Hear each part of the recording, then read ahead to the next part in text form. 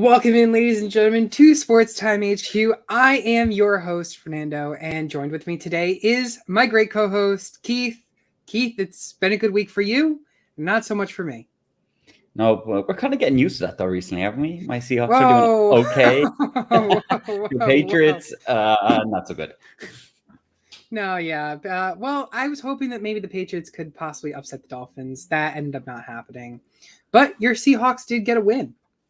So It did against Cleveland. I think it was the way we started. It looks like it was going to be way easier than it ended up being. But it was a tough win. I'm glad we got the win in the end. It was one of them games I wasn't too confident going into. We don't seem to do well against the Browns or that division in recent years. But yeah, no, good to get the win. Big game against Baltimore, staying in that division next week. But hey, Niners lost and we're top of the NFC West, so it was a good weekend. Yeah, 3 straight losses for San Francisco. I want to say, are you concerned about their team? Are you concerned about maybe Debo hasn't been there? Like, do you think that these 49ers are like a fluke team, Mr. Brock Fraudy? I don't think they're a fluke team. I mean, their game is like premised on the run, right? And it's like McCaffrey heavy, and everything is kind of worked off that. I mean, teams are going to start to figure out. I get he still scores, but he still doesn't have the same impact on the game that he's had in previous weeks. And yeah, you take Debo out there, you're definitely taking a big weapon out. But we're seeing Kittle's kind of being the benefactor there. He's getting the targets. Yeah. But I mean, Purdy's definitely doing some not so Purdy-like things that we've seen, I suppose. Some silly interceptions we've seen, especially the one to Jermaine Pratt. He just threw it to the lineman straight in front of him. That was just ridiculous. People were saying, maybe he was still injured from last week because of concussion, or I seen something that he whacked his head in the game again and nobody spotted it, and that could have had the impact. I mean, don't get me wrong, I wasn't this elite. I never thought Purdy was this elite quarterback. I thought he was good, and it was the system he's in. I still think it's the same thing. They've kind of just been found out a little bit, and their defense is not as strong. That secondary is kind of wide open at the moment. So it's kind of a good time for teams to be playing them. I think they're going to their bye anyways. But yeah, I mean, they'll probably, rejuvenate, get galvanized again, come out in the bye, and then, come back strong. I wouldn't be writing off the 49ers at the moment.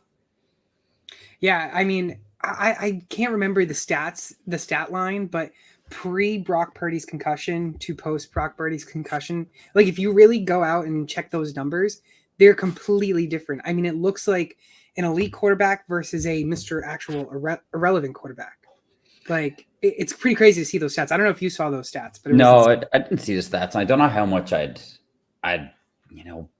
go into it a lot. I mean, they're just not playing well across the board, other than McCaffrey. I get Debo will probably come back after the bye. That'll give them a lift. But yeah, they also came up against a Bengals team who looked bang in form again. I mean, Joey B looked like the Joe Burrow we all knew from last year and the previous year. So they still sit last in that division. Did you know that? They sit last right now in that division. For now, but they're gonna come back. They're gonna start making a run now, I think. I'm sure Katie would be very happy of that.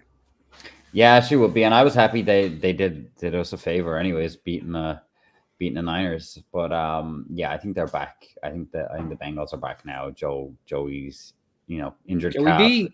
Yeah, it's gone, and they're good. But the Niners, I wouldn't be hitting the panic button yet if I was a Niners fan.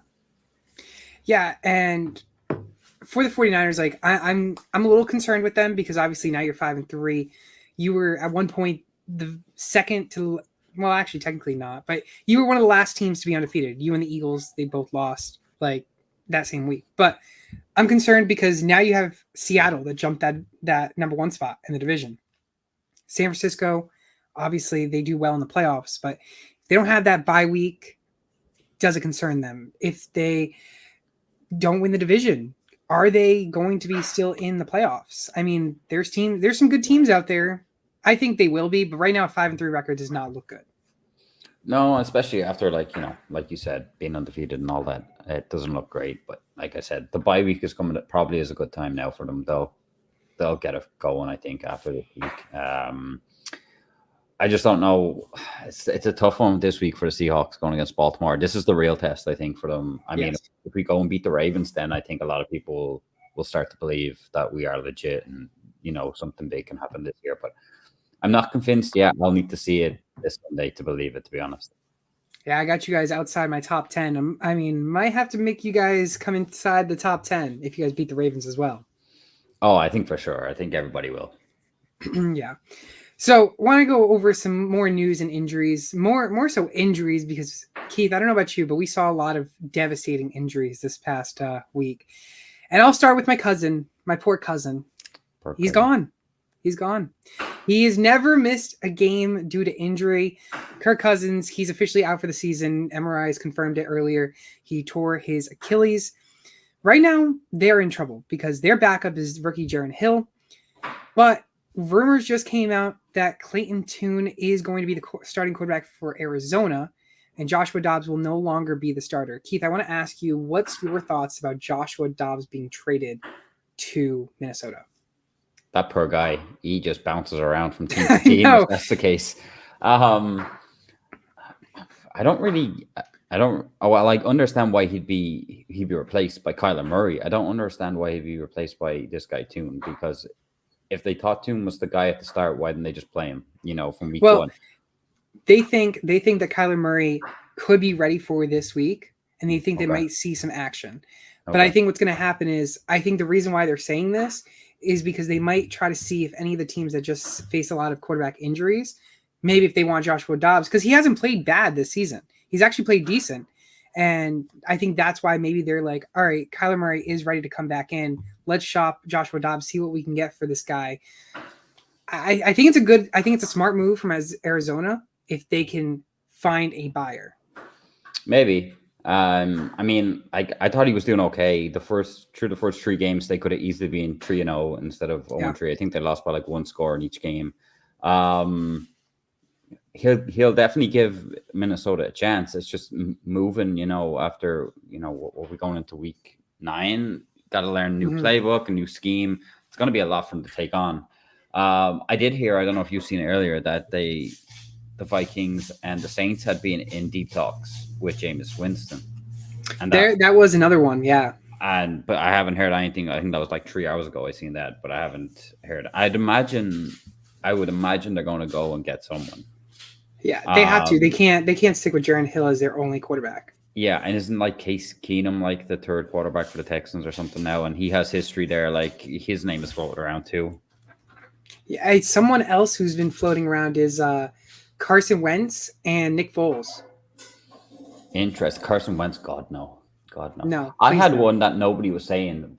What happens if Keenum's at the Texans? Why don't you leave Keenum at the Texans and get your friend Davis Mills over there? What do you think of that one? I like Davis Mills. I thought he had potential. And personally, if Davis Mills does go to have Justin Jefferson, Jordan Addison, TJ Hawkinson, like those are elite receivers. I mean, Davis Mills goes from an irrelevant quarterback to a relevancy quarterback who can produce numbers, because not only can he throw it at points, he can scramble outside the pocket. Yeah, I mean, nobody's been saying it. It's just cheap. It's really cheap. It's what I've been thinking, but I was like, that wouldn't be the worst move, because right now I think the Vikings sit in the playoff spot. So as much as they probably want to sell, and like I don't know what's going to happen with Justin Jefferson, like the talks, like he had like a record-breaking contract in the offseason, but he didn't sign it because he wanted to know what the quarterback situation is. Well, now he's going to find out what the quarterback situation is just because of Kirk Cousins going down injured. So I think this is going to be interesting to watch and see how it plays out in the next, like day, whatever is left of this deadline. Yeah, as of today, the Vikings set the number 7 seed if the season ended today. There you go. So it's kind of what you do. I mean, and you don't have much time to think, because you got less than 24 hours until that trade deadline comes to a close. Mm-hmm. It's going to be a lot going on in Minnesota. Yeah. Some more injuries about week 8. Matthew Stafford, thumb injury, day-to-day. He's kind of been battling that a little bit this season. Sean McVay thinks that he should be ready. So I'm not too concerned about Stafford. I am concerned though on Kenny Pickett. It's a rib injury, and he's got a short week with Thursday Night Football, unlikely to play from what rumors has had. So Mitch Trubisky would be the next in line for the Steelers, and I don't know how much of an advantage that is. But prime time, we get to see prime time Mitch. Yay. So, I mean, the offense didn't look good when he came in the game. No, it did not. Lastly, Tyrod Taylor, rib injury as well. He got actually transported to the hospital, and I think he had to stay there overnight, if I'm correct. Yeah. But head coach for the Giants already said that Daniel Jones should be ready for Week 9. So that's some good news for the Giants because now they don't have to go to their third string. Yeah, I mean, the guy from New York, Danny DeVito. Yeah, Danny DeVito, Danny Dimes, Danny DeVito. Yeah. Some other injuries, wide receiver injuries. Actually, no, I'll stick with one more quarterback because we also have another quarterback, Desmond Ridder, uncertain for Week 9. He is in concussion protocol. Something to monitor. Not really much of a fantasy relevancy. He's been on and off. I think he just stays in the waivers. Maybe just monitor it. And Taylor Heineke is no upgrade, really, for fantasy. No, I thought he might be one the Vikings would look at because of his history doing okay with Washington, but if he's needed to play there, he's not going to get traded. Exactly. Lastly, for wide receivers, Drake London, Kendrick Bourne, the big one, because he was your guy last week in waivers, and he tore his ACL and he's out for the season. Drake London, just a groin injury, monitor the status. He didn't return to the game, but he should be back for Week 9. But yeah, let's talk about a little bit about Kendrick Bourne because Keith, your guys, what's the reason with last week's players that you were naming now getting injured? Hey, I don't know. Maybe I'm bad luck. Well, Kendrick Bourne had a touchdown before he got hurt as well. He was doing okay and then got hurt. Finished the day with 12 points, plus 12 points. I mean, that's not bad for someone who gets a season-ending injury. You know what I mean? Yeah, it's unfortunate. I mean, it's the story of the Patriots. Unfortunately, they just had so many injuries this year in both defense and offensively. And then Darren Waller, hamstring injury. He's had injury history in the past. I'm monitoring that with his hamstring as well. Yes, with his hamstring. So that's something to monitor this week. I wouldn't be surprised if they bench him this week, to be honest with you. I heard rumors because apparently he's been dealing with like a nerve issue in his hamstring, and there's rumors he just might go on IR. Yeah, so that'd be a big loss for them. They have no real pass catchers anyways, and their main one would go, Especially the Raiders trading, the Giants trading for Waller in the offseason. Yeah. It was like one of the biggest trades that the Giants have done in a while, and it just hasn't paid off. No, and it seems like he came over with this because it was very much aware that like his hamstring's okay, but he's got a nerve issue, or in his hamstring or whatever, that just it can go at any moment or whatever flares up, whatever these things happen. So yeah, who knows what happens now with Waller, but they better, for the Giants' sake, with Daniel Jones coming back, they need Waller to be out there. They need to figure things out if they're trying to make the playoffs, especially when you paid a quarterback so much money to be injured. Yeah, exactly. Or just not to play well. Yeah, and not to play well, too. But that's all we got for Week 8 recaps and injuries. Let's go to our next segment, and it's Halloween. It's Halloween week. I mean, Halloween's tomorrow. Trade deadline's tomorrow. Let's go out and go shopping. Trick or treat for some of these teams. Keith, we kind of touched on the Vikings. Are they a team to go find themselves a treat and trade for players? Or do you think they're going to be tricked and not end up and be sellers? All depends what they do with the quarterback situation. If they need to get one in ASAP. I think like you might as well, your season's blown up if you're going to go with this guy who's a haul that's there. I mean, it's toast. Yeah. And I don't see Jefferson signing a big contract. He'll just be out of there when he can. That's what I think. Which personally, I mean, he's fine going to follow Kirk Cousins' footsteps wherever Kirk goes. That's going to be an interesting one because I think Cousins' career could be done. And after this torn Achilles, it could be. Yeah, it's probably sad to say, but I mean, it could be done. Yeah. Like if he does come back, he's going to be on like a 1-year contract somewhere, and whether he's a starter or not, who knows? I don't think they'll be shopping away their players. Like actively like just trying to tank. I think they'll be going out and actively trying to, in these next few hours, like we're saying, getting a competent quarterback that, that could steer them in the right direction. If you look at their schedule, they've got some very beatable teams, coming up. Yes. So if they can get themselves I don't know, a Jameis Winston, a Dobbs, like we were saying, Davis Mills that I threw in the mix, they could definitely go win some games. So I think that's their big thing in the next few hours. Yeah, I'm completely on board with you. I mean, I don't see them being a team that they're going to shop players, because this is a team that can win games. I mean, their next game against the Falcons, that's a winnable game. Their next game against the Saints, winnable. Broncos, winnable. Bears, winnable. Raiders, winnable. Bengals, toss-up. Lions, division game toss-up. Packers, toss-up because of division, and then to close out, Lions. Their last 4 games are big toss-ups, but their next 5 games are winnable games.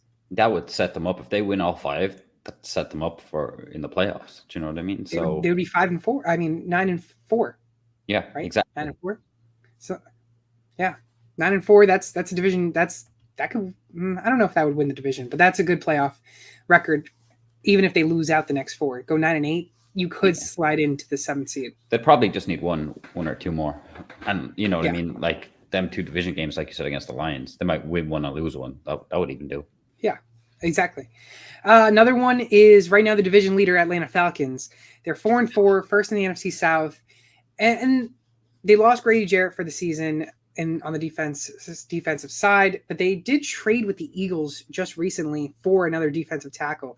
Yeah, obviously the Eagles, they're such a good team that they're fine selling and trading and buying. They're just an elite team. But I want to ask you if you think, because it wasn't a big splash, it wasn't like a big trade. Do you think that the Falcons could be tricking people into thinking that they're going to actually be shopping players, or are they actually going to buy players? I think they'll do neither, just because this Arthur Smith, like I can't make heads or tails of what he's doing and what's going on. That team just makes no sense. Yeah, it makes absolutely no sense. I mean, we have not seen enough of Bijan. Like this whole Desmond Ridder thing, now it's like, okay, he had concussion, or then he was benched because he wasn't playing well, and now he's like he might play, not play. We might to Heineke. I don't know whether he's like, is he just trying to be too clever all the time, and like I just don't get it. Like the whole thing with Bijan not telling the league that he was sick or whatever the issue was. I mean, I just don't understand this team. I don't think they'll be doing either. For me, I think they should be buying. I think they put themselves in a position. They've been slowly getting better, the last couple of years. I don't think Arthur Smith's the guy to get them anywhere near a championship or, maybe even playoffs, like to make a run.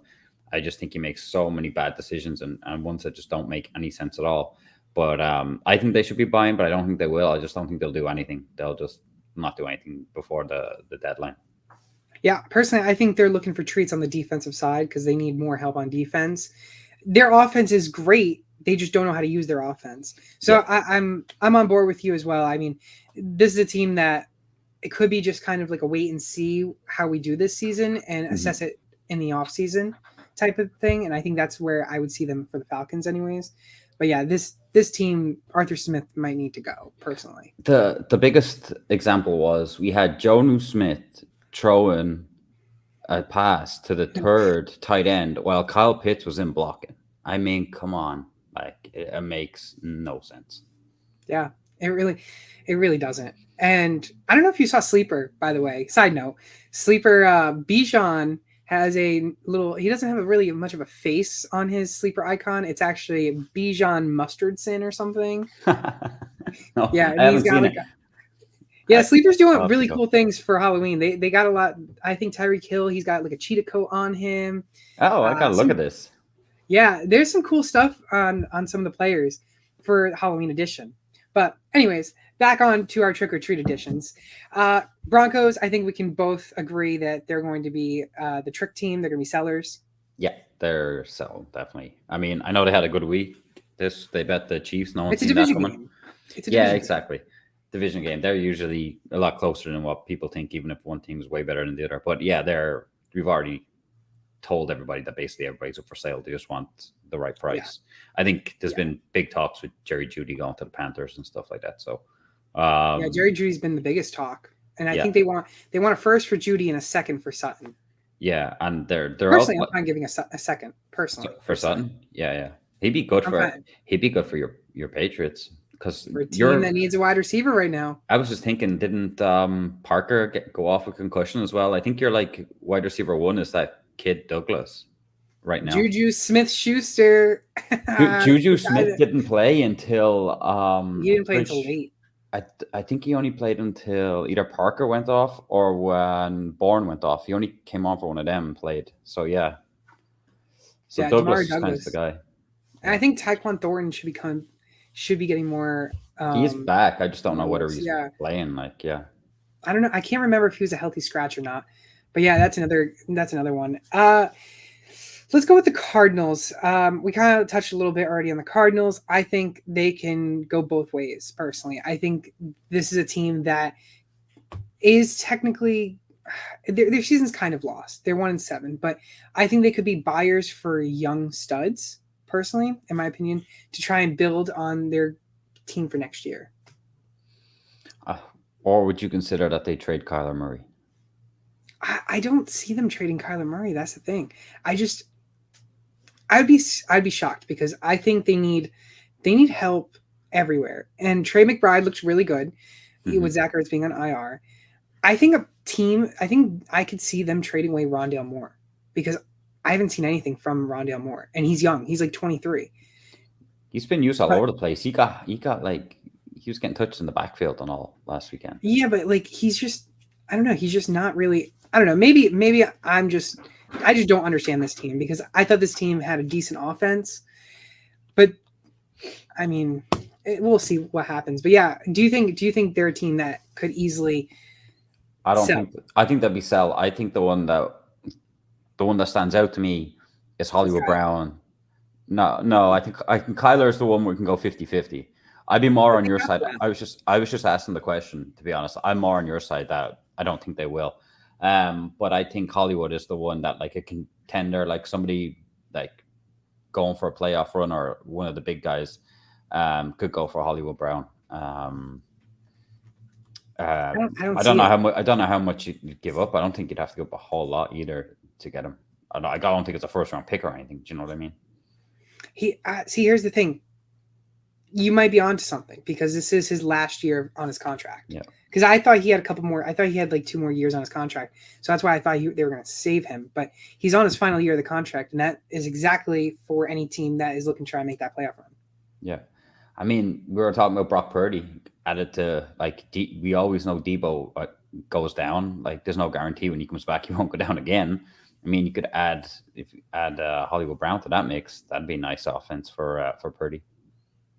Yeah, but do you think? Yeah, but I feel like I would love that. But I think if you do that, there's too much wide receiver room. There's too much star wide receivers in that room. Because if say Debo does end up staying healthy, not saying he will, but Debo, Brown, Ayuk. I mean, Ayuk takes the biggest hit personally, in my opinion, on fantasy value. And then you also have Kittle there, and then you have Christian McCaffrey. I mean, I don't know. Because you look at the Eagles. The Eagles, their top 2 is AJ Brown, Devonta Smith, and that's kind of it. But who scored this week? Julio. Yeah, right. But Julio's kind of just. I know he's just a wide receiver tree there. That's all. Yeah, and that's what they need. They need just kind of a solid wide receiver 3, but not a star-studded wide receiver. I think personally, because they already have studded wide receivers. I hear you. But I see your point. I think the Browns traded away Brown to the Cardinals. Now the Cardinals have him. Now Brown could be on the move again. I think I just the one that stands out to me. That's all for that team. Other than that, I don't see them really doing anything. Yeah, I think they're sellers, and you agree with that too. Yeah. But they're also a team that could easily not. I mean, we haven't really seen much trades in recent years, to be honest with you, which has kind of been upsetting. No, and I think if Zach Ertz had stayed healthy, he might have been traded with Trey McBride being there. That's might be one we might have seen. Someone just in need of a tight end. You know, I have no team in mind. Just with Trey McBride there, there's no real need for the 2 of them when they're healthy. I don't think. Who knows? Maybe the Falcons would trade for Zach Ertz because they just want more tight ends. I don't know what they're doing. quick little treat for buyers that I'm going to mention because the Seahawks already did it. Seahawks, they're obviously going to be buying, and Keith, I'm sure you're liking that. You already saw a trade earlier, right? I like it. Yep. We got Leonard Williams. I mean, second and a fifth seems a lot, but the Giants are taking a lot of his cash on the remaining of his contract. We're just paying off the You rest. guys have a lot of capital. You guys can give up capital to the poor. So we can give to the poor. Exactly. We're fine with that. Come on. Yeah, I'm good with that. It's clearly showing that, Pete loves his defense, and we're going for it this year, or at least try to make a run in the playoffs. Especially with, the NFC West being wide open now. I mean, I'm not going to say we're going to stay top because I don't think that will happen, but I still think we'll give the 49ers a good run for their money in that division. There was also talk that we were going to trade for Carl Lawson, I think, from the Jets. So I don't know if that's still out there now with Williams going on, but they're definitely active and putting pieces together. I think he's happy with what he has on offense. I thought maybe you'd get another offensive line in there because we lost a lot of them, the first couple of weeks, but we'll see what happens. It looks like Pete's really going to shore up to this defense because the defense has been really good so far. So yeah, I'm happy so far. Yeah, and Pete's done great during the trade deadlines. I mean, he's done some good trades in his career. Obviously, the most notable is Russell Wilson's trade. But yeah, I mean, I wouldn't be surprised if they add someone else because you're leading the division. You're leading the division right now. You have a tough division with not only the 49ers, but also the Rams, who we'll touch on next.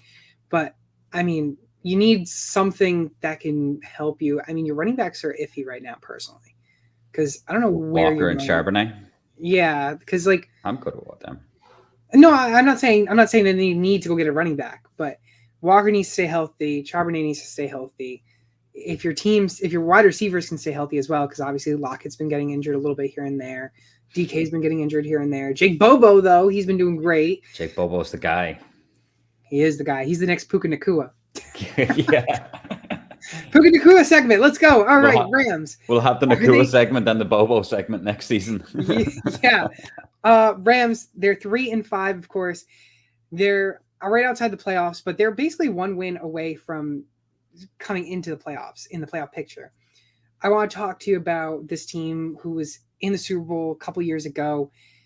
They don't look bad. They have Cooper Kupp back. We got Mr. Puka Nacua lighting things up. Had a bust week, though. We'll say that in fantasy.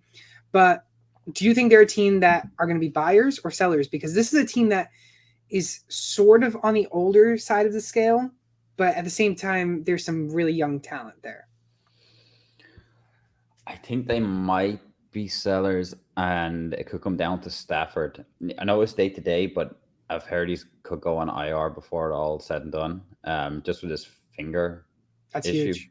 And that would be massive. And then I would say they would knock the season on the head and sell and just rebuild it up. And there'd be no guarantees McVay will come back next year, because I don't think that's what he'd be there for, because there was already, that talk this year that he mightn't come back, especially if the likes of Donald and stuff didn't come back. So I think that will kind of base everything around it. I don't think they're going to go majorly buying. I mean, yeah, they're in with a shout at the division, but I still think they're missing too many pieces. They're very young on wide receiver outside of, Kupp. Running backs, they don't really got any good ones. They all got hurt. Defense has been doing okay. The usual Donald on that front line are pretty good, but at the back, they're all a bunch of young guys as well. So I think they just need to, maybe sell. I would sell Cooper Kupp if Stafford was gone and recoup what you get from him, and then kind of build the next couple of seasons and see where they are. But I don't see them going on a massive spree to say go for the Super Bowl. I think they've already had that. That's gone. Okay. Yeah, I think personally, I thought Stafford, his career would be done after he won the Super Bowl. I thought he was going to retire after that one Super Bowl win. But I'm surprised he's still playing, because the team just hasn't looked that great. But yeah, I think they could be sellers and also winners. But I think I agree with you with Cooper Kupp. I think they need to drain the wide receiver room, drain that cup, go fill up a new cup, and go get yourself another wide receiver, a young one. Obviously, you got Puka Nacua. You have Nacua can be the one, really. He could be the one, but you need someone else. Oh, of course you do, but it's not like you're just giving it to a bunch of kids. Like, you know what I mean? Nakua has shown he just needs to be more consistent in the end zone. Other than that, he's Yes, great. And Tutu Atwell's pretty good too, stretching. But they need someone in between them. Tutu is probably just a wide receiver 3. You need someone in behind him as a wide receiver 2 then. exactly. So that's a little bit on the NFC side. Obviously, you touched on the Broncos on the AFC side. Just a couple more teams I want to quickly go through. It's more of the AFC North. Steelers, Browns, they're currently 6-7 in the playoffs. Are they teams that could be on both sides of the scale? Because obviously, you got both teams dealing with a quarterback situation, but they're right now have a winning record, 4-3. I'm leaning on the Browns being more of. See, I don't know where I'm going with these two teams, because Steelers, obviously, I think they're buyers, but I think the Browns are toss-ups. Well, the Browns have said they could go either way, depending on if they can't get the guys they want, they may sell. And they're talking about getting wide receivers, but like as I've seen a lot of people on Twitter today saying it'd be nice if they could use the ones they already have, since it takes some ages to even target Amari Cooper, and Elijah Moore is more or less anonymous in that team. So yeah, that's kind of interesting, because I don't really know, unless you're going for a really top receiver, like a difference maker, who you getting that's going to be a game changer. Brown? He could do well there. Yeah, that would be. I think that would change the dynamic a bit. But I mean, you got to have Brown, Cooper, Moore. It's not bad. It wouldn't be bad, but you got to have someone good throwing them the ball too. I mean, that's what it comes down to. I mean, if Watson can become healthy again, like if he can get that shoulder really fixed. But I think the concern going into the offseason for the Browns is Watson still that elite quarterback before his whole situation? Yeah, I don't know. He's definitely looking like the biggest bust now for what they paid him. You know what I mean? It's because he's on the Browns. The Browns are a bust team. They are, yeah. They've been for years. Do you know how many number 1 picks that they fail at taking? Back-to-back years with number 1 picks too, and I mean, ridiculous. It's just terrible. So that's where I kind of lie with them. They're in between. I do think though, if they can't get what they want, they will sell. Over to the Steelers, I think they'll kind of stay as is. I don't see them going out, and Mika Fitzpatrick went down. I don't know if it's as bad as it is, but they may need replacement for him. I don't know. There's nothing major out there, but that'd be kind of the one area maybe. But other than that, I don't see them doing a lot. I think their biggest thing now is trying to making sure Kenny Pickett is fit and healthy, and getting them back, get Freiermuth back. Got a few injuries, you know what I mean? They're not and they're not the greatest team. I don't think they have the greatest depth either. So I just think they'll stay as it is for now. Okay. And lastly, for the last team that I want to talk about, because they're right now the 12th team in the AFC, it's the Los Angeles Chargers, 3-4. This team up and down all year. It just hasn't been the type of year for them. I mean, what's your thoughts on the Chargers? They should be buying any player that's half decent on defense. Any player that's half decent on defense, they can buy. Yep. They're okay at stopping the run, but you can throw the ball anywhere in that middle, and Chargers defender will not get that ball. Their offense is so good. Their offense is so good, and their defense is selling them the games. That's it, exactly how it's going. And it's just asking too much of Justin Herbert late on in games. You know what I mean? And yeah, people have been saying, and I probably said it too, he's just can't get over the line, and he can't. But if their defense made a few plays earlier, he wouldn't need to be in that situation week after week. So, I mean, yeah, if I was Brandon Staley, I'd be knocking on GM's door ages ago, being like, come on, we need to get defensive players in here. We need reinforcements to make this team better, because that's what's really letting down this team. Yeah, I completely said the words that I was going to say. I mean, their defense is the biggest problem. And if they want to make playoffs with the team that has a studded quarterback and has a great offense, I mean, you're just not going to win with that defense. No, you can't. And you won't make it far if you do make playoffs with that defense. Yeah, exactly. When you go in there, it's, they say like what defense wins championships, and like Herbert can't be going and outscoring teams every week. It's just not possible. Yeah, exactly. But that's all we got for the trade deadline. Trade deadline, of course, is tomorrow at 4 p.m. Eastern time on the spooky Halloween night. But we'll see which teams will be buyers and which ones will be sellers. And before we get into our waiver wire quarterbacks, if you haven't done so already, use code SportsTimeHQ on Underdog Fantasy. They'll match first deposit up to $100. Of course, there's a good game tonight with the Raiders and Lions. I think they have a star deal right now. Lions and Jared Goff. I think it's over under a half completion attempt or a passing attempt, something along those lines. It's a right now a deal that they have. But once again, use code SportsTimeHQ on Underdog Fantasy. They'll match first deposit up to $100. All the four major sports, the MLB with the World Series is playing. I mean, you got the NHL playing, you got the NBA playing, you got the NFL obviously in season. If you're looking for a trophy, ring, or belt, or any type of memorabilia for either of those sports, go to trophysmack.com/sportstimehq. Go get yourself a ring or belt or a trophy for either your fantasy teams for whoever wins that league, or if you're betting on who is going to be the winner of the World Series. I know I am rooting for the Diamondbacks. Yeah. I have money on the Diamondbacks, but I put money on them months ago, so I'm hoping they win. Yeah, I mean, Diamondbacks. I mean, they almost weren't even there. They almost didn't even make playoffs. No. What a story for them. Yep. But we'll get into our waiver wire quarterbacks for this week. Keith, with all these quarterbacks, we obviously got to talk about some young studs. If you're looking for a Levi shoe, well, you're at the wrong place, because I'm going to talk about Will Levis, who is the star rookie quarterback for the Tennessee Titans.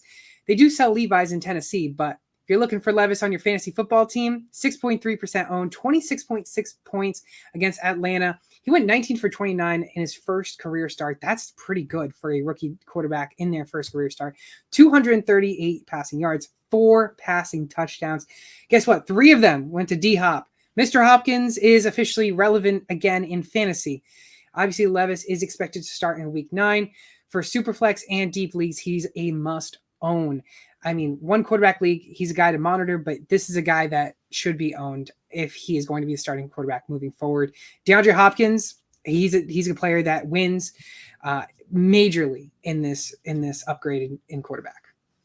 Yeah, I like it. And we did not see that coming last week. I mean, what did he end up with? Like, what was it, like 40, 41 points or something like that in fantasy? I think it was something like that. It was crazy.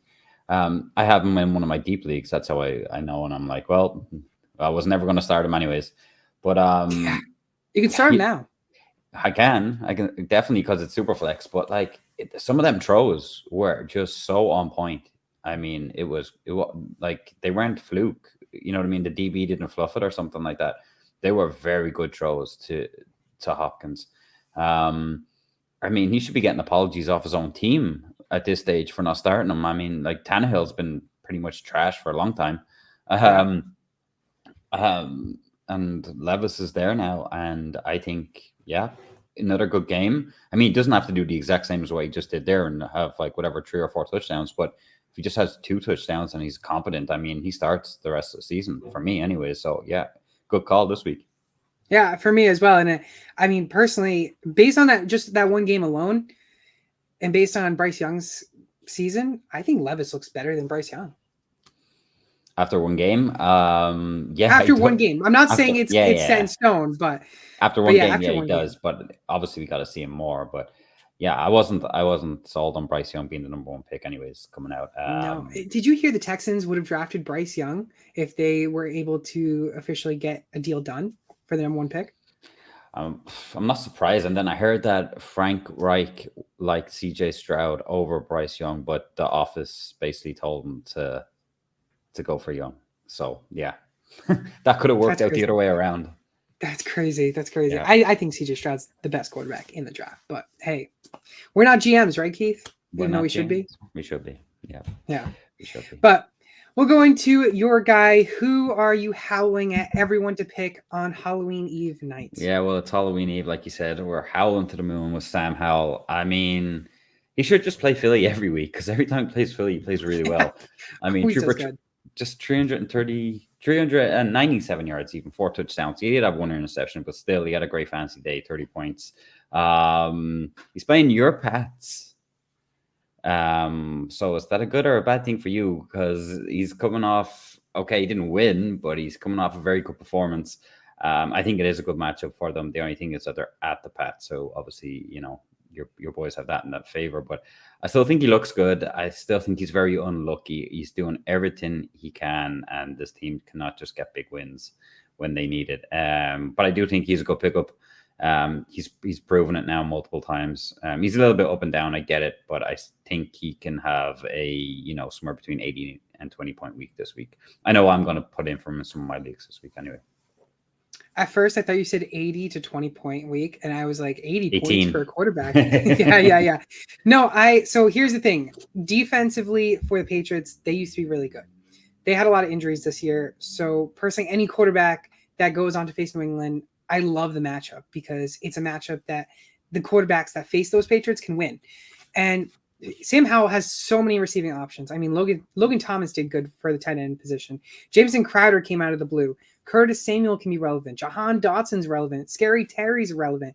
I mean, Brian Robinson and Antonio Gibson in the backfield, those are pass-catching running backs that can be relevant in the pass game. Howell has so many options, and I like Howell a lot.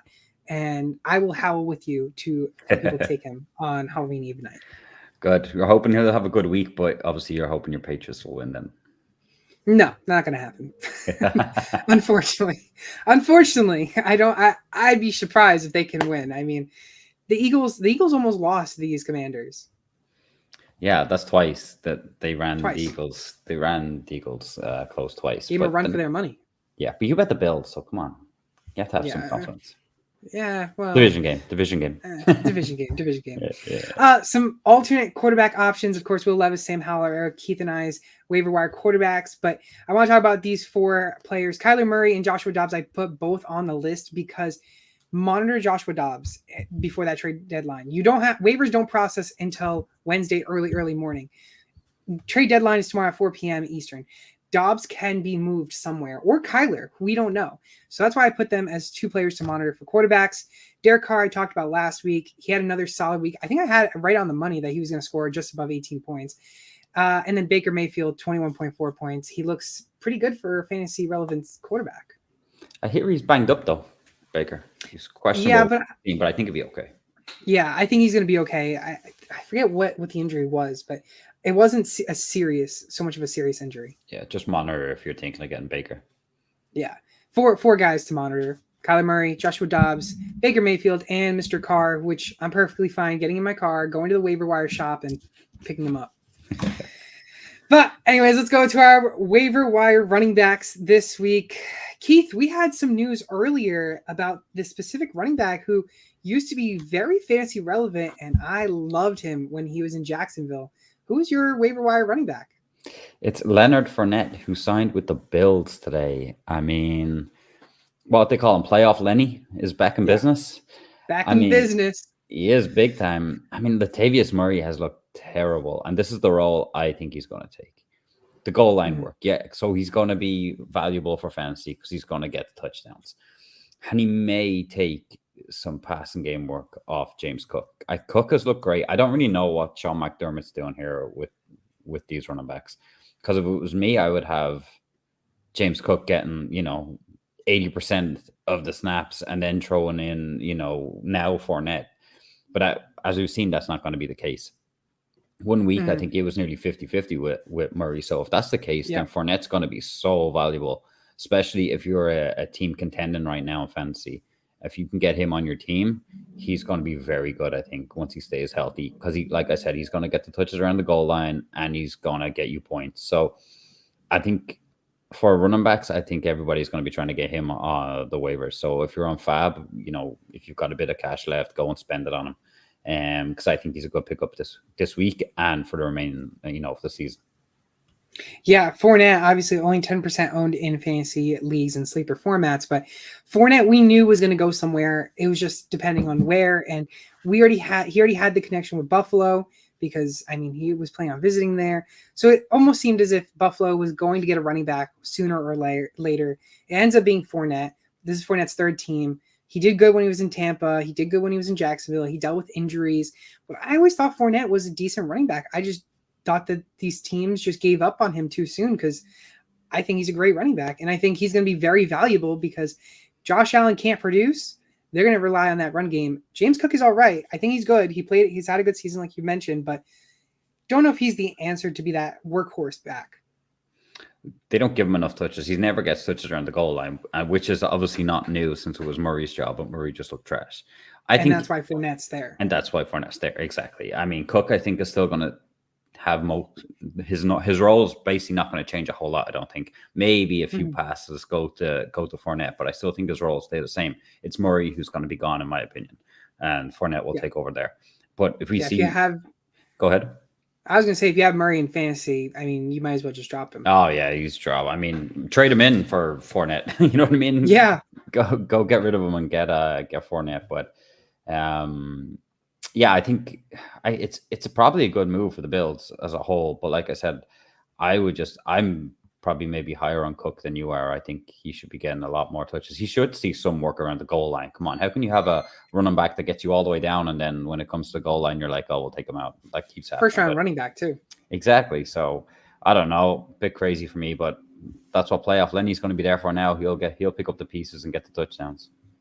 Yeah, and Fournette's not making much. I think he's only making right now base, which is I think $161,000 as of right now. Before maybe any incentives and deals officially come out for the whole thing, but right now on Spot Track it's 161,000. So it's not really much. No, but it's not. If he's a running back that is going to try and prove his worthiness for teams, and I think this is the perfect destination for him to really try and fit in that role. Yeah, and he's obviously looking for another ring and hoping he can go deep into the playoffs. Yeah, and the Bills are exactly the team to do it. Exactly. To help him do it. For my guy, I had my thing on the alternate running back options. This guy is Mr. Darrell Henderson for the Rams. I mean, I think he's officially a good one to pick up for a good floor option for flex play. Darrell Henderson, 11.5 points this past week, 57.3% owned. He had 12 attempts for 31 yards. He was outran, I think, by, who was it, Royce Freeman, but he still had targets, 3 targets, caught all 3 of them for 54 yards. Double-digit back-to-back weeks. Personally, I'm not really worried about Royce Freeman. I think Royce just fit in better in that game for the rushing ability. But this is still Henderson's backfield until Kyron comes back. And they faced Green Bay this week, who gives up solid matches to running backs. So I think it's a good matchup for the running backs in Los Angeles for the Rams. And I think this is a good week for Henderson. I still see him getting double digits this week, and I think he's a solid flex play. Yeah, I'll go with that, a solid flex play. Especially if Stafford's not playing, they're going to lean on the run heavily. So, yeah, he'll definitely be well involved. It's just that last week he got vultured out of a touchdown by Freeman. You just wouldn't want that to happen too many times. Obviously, you want Henderson again if that's who you're picking up. He clearly looks the better back. I mean, Royce Freeman has always been just okay. Henderson's I always thought it was pretty good. So yeah, he's a decent pickup this week. There's a few teams on buys as well, so that's going to come into play. And there's been a hell of a lot of running back injuries. So yeah, if he's out there, he's definitely one to pick up. Yeah, right now for week 9, the teams are on bye weeks is the Broncos, the Lions, the 49ers, and the Jaguars. 4 major teams for fantasy. Yeah, good. And big for running as well, running backs. Yeah, exactly. Some other running backs. It was really thin in the waivers for running backs this week, but some waiver wire running back options that you can go for. A.J. Dillon, double digits, outscored Aaron Jones. Cam Akers seeing some offense in Minnesota. Amari DiMercado always finds himself in the mix, but don't be too special on him. And then Pierre Strong. He had a strong week, 9.2 fantasy points, really low percentage owned, 15.5%. He's a player that, depending on Kareem Hunt, Jerome Ford's status, could find some more opportunities in that backfield. Yep, go along with him. Yeah. Waiver wire wide receivers. Let's talk about Puka Nacua. Just kidding. Some wide receivers. I think I'll talk about my guy first. And I think we talk about him. He kind of gets brought up here and there because I think we like talking about Washington wide receivers. You talk about Curtis Samuel, Scary Terry. This one's not Jamison Crowder, nor will I talk about Jamison Crowder because he's not going to be reliable. But Jahan Dotson, he was getting dotted up by Sam Howell this week. And Sam Howell looked good, like you've already mentioned, Keith. And Jahan Dotson, he looked even greater. 53.2% owned, 24.8 fantasy points. He had 10 targets, caught 8 of them, had triple digits on receiving yards, 108. Not only that, he did get in the end zone once. He's had 18 targets in the last 2 weeks. Again, we mentioned how New England has had a banged up defense. Dotson should be getting thrown dots by Howell this week. I mean, it only took them 8 weeks to figure out that Jahan Yeah, Dotson's a pretty good receiver. Like I've been saying it all off season. Anyways, he was my guy just because you could get him later on in rounds in the draft. But yeah, what's his percentage? Did you say it there? Is it like 50% somewhere around? Yeah, 53.2%. That's because everybody just dropped him either like week 6, week 7, just because he's just been terrible and then this big week. So he's probably going to be probably number one on if he's out there on the wide receivers to be picked up, because people are going to look at that 10 targets and be like, even if he gets half of that next week, he's still going to be good. Yeah, not much more to add. I really like him. Liked him all season. Don't really know why he wasn't used a hell of a lot. I think Howell does like to throw it around a bit and spread it around. We've seen Logan Thomas have good games. Curtis Samuel's been good. Scary Terry's now. It's Jahan Dotson's turn. Just hopefully he'll be more consistent going forward now. But he definitely needs to be picked up and over 70% right now. Yeah, 100%. I like him a lot. Quick breaking news, not so relevant for fantasy, but the Rams are signing John Wolford back to their roster from the Buccaneers practice squad. Wolford's played for the Rams before and knows the offense. So if Stafford has to go on IR, we may see Wolford as the quarterback. Might definitely, for me anyways, I think he's not playing this week, Stafford. Whether he's going on IR, I don't know, but that makes me think if they're making moves for quarterbacks, they're not sure about his. They're nervous. They're nervous on Stafford's availability. So Cooper Kupp, Puka Nacua fans, it's not good for you. Yeah. And for your wide receiver, boy, oh boy, has the Bengals been all over the place for wide receivers. T. Higgins can't get off the tee enough and get receptions, but boy, we have someone else in this wide receiver room that can catch. Who is it, Keith? It's TB, Mr. Tyler Boyd. Like his stats won't light up, the page. 3 targets, 3 receptions, 40 yards, and touchdown, 13 fantasy points. But he's always that guy. I think he was my wide receiver a few weeks ago. He's just a solid floor play, 13 fantasy points.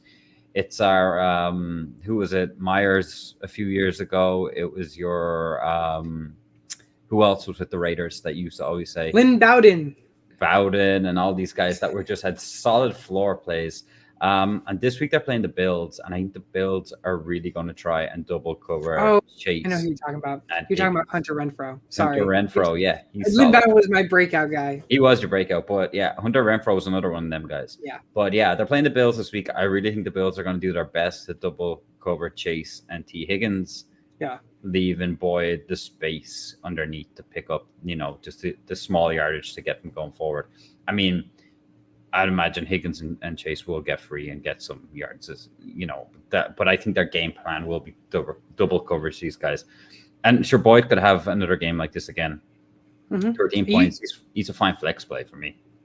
Do you think Higgins could get traded? Yeah, I'm surprised they haven't traded him because he's going to. He just doesn't fit in that offense personally. Do you not think? I think he's good on the other side. He's just not having a great season so far, and he's been hurt. I think they're just going to franchise tag him next year. That's what the rumors I heard when I was in Cincinnati, if they weren't trading him. But I don't know what teams are willing to give up, because if he goes to another team, he'll probably say he wants to be the wide receiver 1, since Jamar is there. He was never going to be the 1, and people will call him kind of 1A and 1B. So, well, hear me out. Would you pay a second-round pick for T. Higgins or a second-round pick for Cortland Sutton? Oh, T. Higgins. Would you pay? I'd pay for both. I'd pay for both, to be honest. But if I have to pick one, T. Higgins. Would you pay a first for Jerry Jeudy or a first for T. Higgins? T. Higgins. I agree. I like T. Higgins. When you see T. Higgins, like in the flesh, he is big, commanding. He's great. Jump, like contested catches. Sorry, if I can get the word out. Like he's great at that. Like he reminds me a bit like of a Mike Evans type of player. Yes. Like he's got wide receiver 1 potential written all over him. So yeah, I'd rather pay for him than Jerry Judy, definitely.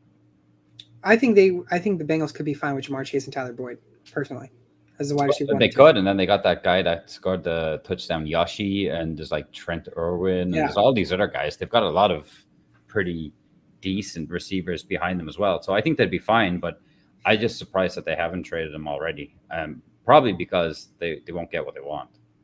Yeah, and and if they don't get what they want, I don't think they're gonna just let them walk in free agency. No, I'd say that, or they'd rather take a chance and go win a Super Bowl with them. Do you know that way? This season and see what happens then. That's true. That's true. Jahan Dotson, Tyler Boyd are two waiver wire wide receivers. Some alternate options for your wide receivers. Romeo Doubs, he's still in the mix. But I'm shaking my head. I mean, I don't know how good of a week he had because I don't have him anywhere, but he's still under 70%. Yeah, 67.5% owned. He did get that touchdown garbage time, which does make a difference on his points. But 11.8 points is still a solid week for a flex player or wide receiver 3 that I'm sure you're probably playing Dobbs in.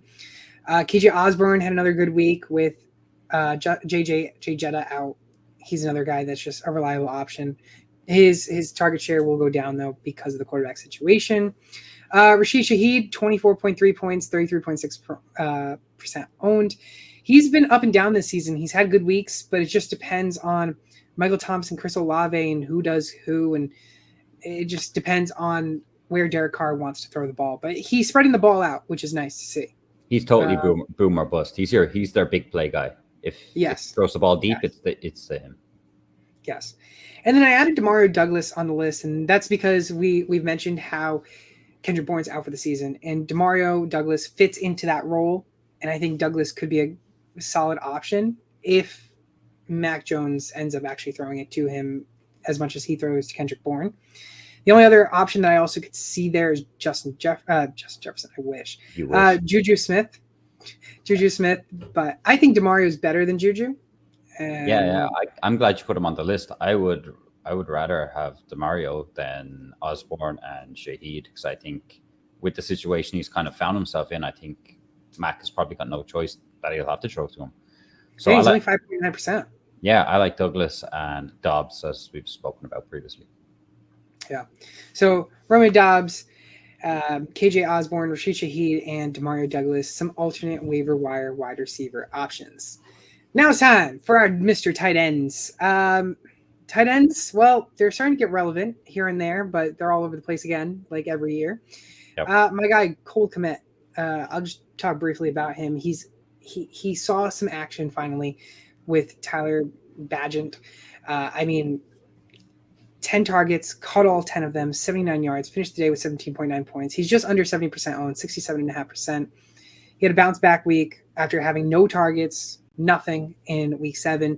He faced New Orleans, who does give the 6th fewest points to tight ends, but they also just gave up double digits to the Indianapolis Colts tight end, Andrew Ogletree.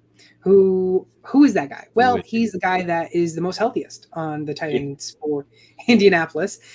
And if you're giving up double digits to him, you can give up double digits to Cole Kmet, who is a studded tight end that should see action a lot more than he does.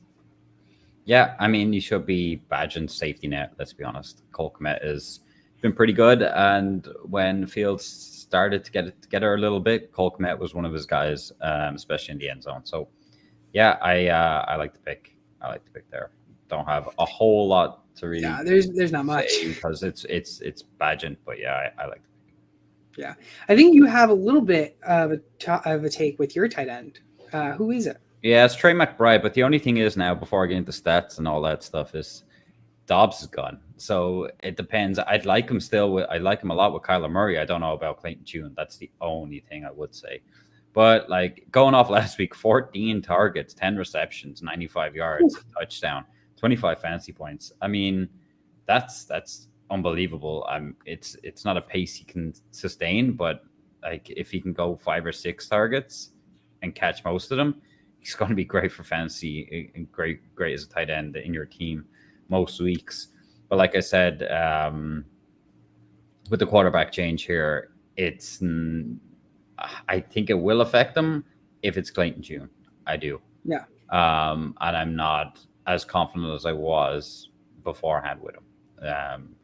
But if it is, and when it will be Kyler Murray, I think he's fine. So he's a guy maybe to put in and see what happens, and hope if Kyler doesn't start this week, he'll start the following week. Yeah, and Murray's thrown to Ertz in the past. Murray loved throwing to Ertz, so I don't really see a problem with McBride. I think McBride might lose his value this week, obviously with Tune, like you mentioned, whether or not Murray plays. I think even with Murray being back, I think give a couple weeks for that rustiness to shake off of Murray, personally. Yeah. But he will be throwing it to the tight ends. And I like Trey McBride. And it was only a matter of time before McBride started to see more action because Ertz went on IR. Yeah, exactly. So some alternate tight end options, some decent ones. David Njoku, 66.3% owned, 17.7 points. Had a great week. Jake Ferguson, we've mentioned before. I mentioned him a few weeks ago, 14.7 points. Cade Otton, another back-to-back week in this area, 4.8%, 8.7 points. Seeing some action. I think the biggest one is Taysom Hill because Keith, he's a boomer bust type of guy. Oh, yeah. He's been relevant for 3 straight weeks. Are you taking a chance and starting him next week? No, only if it was in a deep league. I mean, you're hoping that he does these, he comes into the game and does these runs and get a touchdown and stuff like that, but he's not going to be able to do that every drive. Teams are going to throw him out. Like, out of these ones, I like Jake Ferguson. I think you can put Jake Ferguson in most weeks and play him and be happy with what he gives you. The rest, like Njoku, I thought he was going to be good this year, especially with Watson. They looked like they had that connection in preseason off the bat. Hasn't really worked out. Njoku did have a good week this week, but I think he's going to be up and down. Taysom Hill just doesn't sell it for me. I mean, you're relying on too many of hope he comes in and runs with the ball. I know he threw for a touchdown or he was throwing this week as well. Like, whatever. But that's not going to happen every week. And Cade Otton for me is just a guy I just don't want. It's Godwin and Evans on that team. So Jake Ferguson would be the guy there. That only 55%. It's plenty of him going around in leagues. I like him. That you can just leave him in and not worry about him. Yeah, I mentioned Ferguson in the past, and I like him. I still like him. Hill, I do say he's had 3 back-to-back straight weeks. I mean, that he's done great. But the problem is New Orleans can easily cut him from the game plan, depending on how the situation is during the game. Taysom Hill can be relevant, and then he can automatically be irrelevant. So, And he plays all over the place. He's a wide receiver. He's a running back. He's a tight end. He's a quarterback. I mean, he plays everything. And it's the question on where is he going to do? What is he going to do next week? Will he be a running back for a couple of yards? Will they actually play him everywhere? It's the question. It's the biggest question mark, and that's why he's 40.7% owned. Because if he was an official tight end scoring those numbers, he would be over 70% owned already.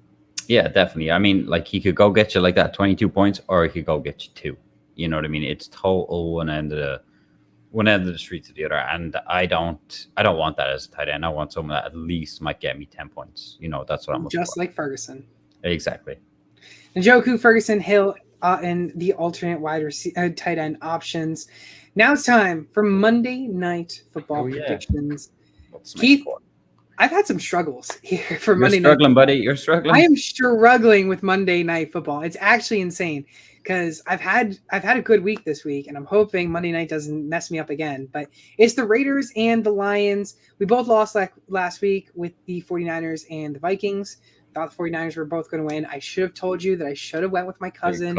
Yep. And I didn't. You said I should be going with my cousin, but you're not. But I did. I said it, and I should have went with my gut. But hey, I guess it pays the price for going against your cousin. But anyways, Raiders, Lions. Keith, who do you have winning this game? Is it a close game? Is it a big game for the Lions, the Raiders? Who is it? Talk to me. I got the Lions 27-17. The Lions need a bounce back win after getting absolutely trashed.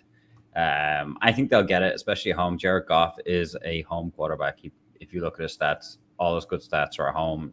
None of his good stats are away. Jimmy G back for the Raiders. I think he'll make it a bit more competitive. I think, you know what I mean? I'm saying, 10-point win? It's a bit of a difference, but that Raiders team are not good. Defensively terrible. They got Crosby. That's about it. Offense a little bit more going for them. They need to work Jacobs into the game plan a bit more. He's not seen enough. But I think Jimmy G will give them a chance, but they will fall short. So it's, yeah, the Lions to 27-17. I like it. I like it a lot. Well, I would love to go against you this week, but I cannot. I can't go against the Lions. But I think it's a lot closer of a game than yours. Very close. Raiders score 17 points as well, but it's a 21-17 game. We've seen Monday Night Football be very low scoring in the season, so I see another low scoring game. But this is a game that the Lions could also blow the Raiders out of the water and have Josh McDaniels lose his job officially that he should have already lost Last season. Exactly. Yeah. So Keith and I, we both got the Lions. I got him 21-17. You've got him 27-17. That's all we got here, but it's time for a little quick Underdog Fantasy. You know, make sure to use Sports Time HQ. They'll match first deposit up to $100. Keith, this week we have Jacobs, who mentioned how they need to get him involved higher or lower than 61.5 rushing yards. He's only done it 3 times this season. His highest rushing yards this season is 77 yards. Are you taking the higher or are you taking the lower? Lower. I completely agree with you on that. Yeah. But they do need to get him involved more. They do, definitely. Jahmyr Gibbs, higher or lower than 26.5 receiving yards. Gibbs, of course, he's back in the mix. We got Montgomery, who's not playing. So it's another opportunity. Gibbs had a great week last week in the receiving category, 58 receiving yards. He's done that already twice this season when he's had receiving targets. Are you taking the higher or are you taking the lower on 26.5 receiving yards? I'll take higher. Okay. So I'm agreeing with you as well. That means we should win money. That means you need to go use code SportsTimeHQ for them to match your first deposit up to $100. Also, go to TrophySmack.com/SportsTimeHQ and go get yourself a trophy, ring, or a belt, or any type of memorabilia for your fantasy teams, your fantasy leagues, and brag about your opponents. Who knows? And say, hey, I got this ring. I'm the champion. Or get them a poop emoji or poop bowl, whatever you want to do for the last place team. Keith will be getting that this year in one of our leagues, of course. No. But that's going to do it here in this week's Halloween Spooky Edition episode. Be sure to follow my co-host Keith all over social media at SwampDonkey_90. And be sure to follow him on Instagram at HuddleUp_NFL. I'm Fernando. I'm your host, Sports Time HQ. We'll see you all